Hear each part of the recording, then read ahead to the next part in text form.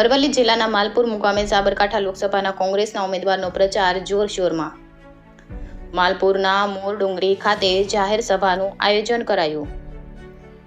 માલપુરમાં મોદી ઉપર આકરા પ્રહાર કરતા શક્તિસિંહ ગોહિલ, જેમાં ગુજરાત પ્રદેશ અધ્યક્ષ કોંગ્રેસના શક્તિસિંહ ગોહિલ દ્વારા નરેન્દ્ર મોદી ઉપર શાબ્દિક પ્રહારો કરતા જણાવ્યું કે મોદી 10 વર્ષના શાસનની ઉપલબ્ધિ બતાવવી જોઈએ, તેની જગ્યાએ 2 ભેંસમાંથી 1 ભેંસ કોંગ્રેસ લઈ જશે તેવી હાસ્યાસ્પદ વાતો કરે છે. બીજી તરફ જોઈએ તો ભાજપના અધ્યક્ષ આવ્યા ત્યારે પોલીસ સુરક્ષા કડક હતી, પરંતુ કોંગ્રેસ અધ્યક્ષ આવે ત્યારે પોલીસ બંદોબસ્ત ખૂબ ઓછા પ્રમાણમાં જોવા મળે. કોંગ્રેસ સભામાં પૂર્વ એમએલએ જશુભાઈ પટેલ, યુવા કોંગ્રેસના યુથ પ્રમુખ નેતા નિશ્ચલ પટેલ, પૂર્વ સાંસદ મધુસૂદન મિસ્ત્રી જેવા કોંગ્રેસ નેતાઓ હાજર રહ્યા. સભામાં રાજપૂતો, વૈષ્ણવો, બ્રાહ્મણો તથા પાટીદાર સમાજ, ચૌધરી સમાજના આગેવાનો દ્વારા શક્તિસિંહનું અભિવાદન કરાયું. બ્યુરો ચીફ અરવલ્લી ભરત પટેલ. વડાપ્રધાન શ્રી મારા પણ વડાપ્રધાન છે.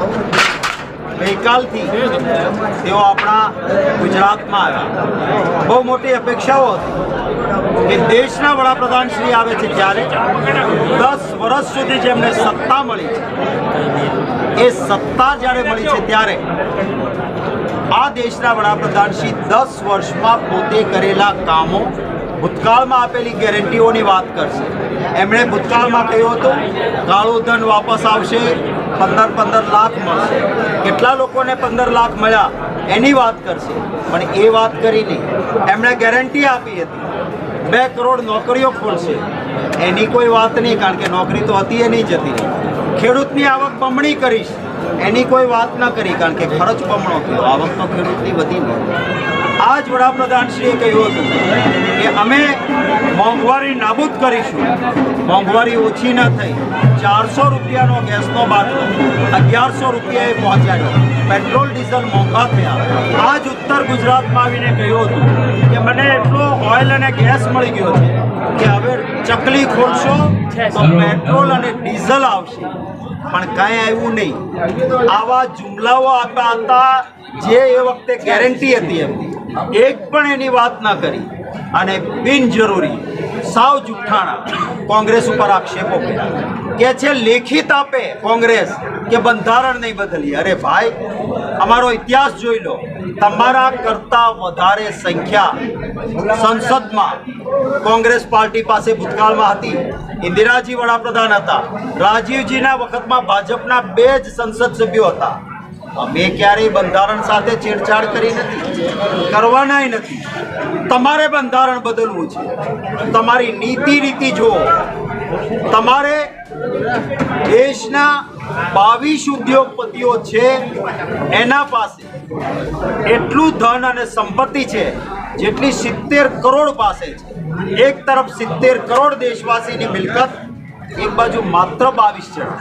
તો શું આ 22 પાસેથી ટેક્સ વધારે ના લેવો જોઈએ?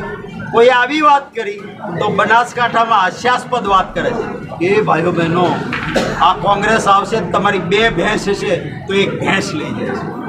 આવી વાત દેશના વડાપ્રધાન કરે? આ કઈ રીતે આ મજાક બને છે દેશના વડાપ્રધાન? મને દુઃખ થાય છે કે મારા પણ એ વડાપ્રધાન છે. કોઈને કે તારી 4 એકર જમીન હશે ને તો 2 એકર જમીન કોંગ્રેસ લઈ જાય છે. આવું હોય ખરું? હા, નાનું છોકરું રડતું હોય ને, જ્યારે અમારે સૌરાષ્ટ્રમાં એ નાના છોકરાને, રડતા છોકરાને જરા એમ કે હે છાનું રહી જા, નહીતર હમણાં બાઘડો આવશે, કારણ કે બારાસિંગો આવશે, એ લઈ જશે, અને છોકરું ડરે. શું આ નાના બાળકની જેમ ગુજરાતના મતદારને મોદીજી માનો છો કે તમે ડરાવો છો એને? આ ગુજરાતનો અને દેશનો મતદાતા જાગૃત અને સમજણો છે. તમારી આવી વાતોમાં નહીં આવે. ભારતીય જનતા પાર્ટીએ જે અહંકાર બતાવ્યો છે, એમણે કહ્યું કે મોદી સમાજ વિશે ટિપ્પણીથી એમને દુઃખ લાગ્યું. એ મોદી સમાજ માટે ટિપ્પણી હતી જ નહીં. સુપ્રીમ કોર્ટે પણ રાહત આપી દીધી. એ ટિપ્પણી નીરવ મોદી, લલિત મોદી દેશને લૂંટીને ગયા એના વિશે કહેવાયું હતું, તો પણ મોદીજીને ખરાબ લાગ્યું. તો મારા દેશની બહેનો દીકરીઓ અંગ્રેજોને અપાતી હતી એવી હલકી કક્ષાની વાત કરનાર ભારતીય જનતા પાર્ટીના પ્રત્યાશી અને અસ્મિતા ઉપર હુમલો થયો ત્યારે અમને દુઃખ નહીં લાગ્યું હોય, આખા ગુજરાતની બધી જાતિઓને દુઃખ લાગ્યું. એના માટે દેશના વડાપ્રધાનને દુઃખ નથી લાગતું, એક શબ્દ નથી બોલતો. દેશની અને ગુજરાતની જનતા આનો કરારો જવાબ આપશે. Thank you. સાહેબ પીએમ સાહેબ એવું કહે છે કે કોઈ સંવિધાનમાં ફેરફાર નહીં કરો, શું કહેશો એના વિશે? દેશના વડાપ્રધાન એના પાસેથી અપેક્ષા લોકોની ખૂબ મોટી હોય. એમાં પણ જેને 10 વર્ષ સુધી શાસન આપ્યું હતું લોકોએ, 10 વર્ષ પછી દેશના વડાપ્રધાને પોતાના ભાષણમાં પોતે જે સિદ્ધિઓ મેળવી હોય એની વાત કરવી જોઈએ. એમણે કહેવું જોઈએ કે મેં 10 વર્ષ પહેલાં કહ્યું હતું કે 2 કરોડ નોકરી ખોલીશ ને જુઓ આટલી ખોલી. એમણે કહેવું જોઈએ કે મેં કહ્યું હતું કે મોંઘવારી નાબૂદ કરીશ પણ 400 રૂપિયાના ગેસના બાટલાના 1100 કેમ થયા, જવાબ આપવો જોઈએ. એમણે કહ્યું હતું કે ખેડૂતની આવક બમણી કરીશ, ખર્ચો બમણો થઈ ગયો, જવાબ આપવો જોઈએ. એમણે કહ્યું હતું કે ડોલર સામે રૂપિયો મજબૂત થઈ જશે, સૌથી કમજોર રૂપિયો થઈ ગયો, જવાબ આપવો જોઈએ. એમણે જવાબ આપવો જોઈએ કે ગુજરાતમાં કેમ પેપર ફૂટે છે, ભ્રષ્ટાચારથી પૈસા લેવાઈને બ્રિજ તૂટે છે, જવાબ આપવો જોઈએ. યુવાનોને ડ્રગ્સના રવાડે ચડાવનારાના ધંધા કરનારા લોકો કેટલા ગુજરાતમાં છે, કેમ ગુજરાતમાં ડ્રગ્સ પકડાય છે, જવાબ આપવો જોઈએ. એક પણ સિદ્ધિનો જવાબ આપી શકતા નથી. એટલે કે તમારા ઘરમાં 2 ભેંસ હશે તો 1 ભેંસ કોંગ્રેસ લઈ જાય, આવું ક્યાંય હોય ખરું? તમારી 4 એકર જમીન છે, 2 એકર લઈ જશે. આવી હાસ્યાસ્પદ વાતો દેશના પ્રધાનમંત્રી પાસે ન શોભે.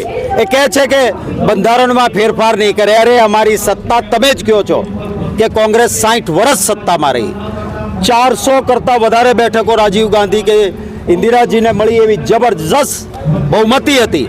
શું અમે ક્યારેય બંધારણમાં ફેરફાર કર્યો ખરો? દાખલો તો બતાવે એક પણ. લેખિત એણે આપવાનું હોય જેનો ભૂતકાળ ખરાબ હોય. અમારો ભૂતકાળ પણ સાફ છે. બાબા સાહેબ આંબેડકરની અધ્યક્ષતામાં બંધારણ બનાવવાનો નિર્ણય કોંગ્રેસની બહુમતી હતી. એ કોંગ્રેસનો નિર્ણય હતો કે બાબા સાહેબ બંધારણ સમિતિના અધ્યક્ષ બને. આ બંધારણ જ કોંગ્રેસે બનાવ્યું છે. અમારે લેખિત રીતે હોય એ લોકોના દિલમાં લખાયેલું છે, અને અમારા પણ દિલમાં છે. કમળો હોય તે પીળું ભાળે. એમને બંધારણ બદલવું છે. ચોર છે બીજાને ચોર કે, આ રીતની પરિસ્થિતિ છે. Okay sir, thank you.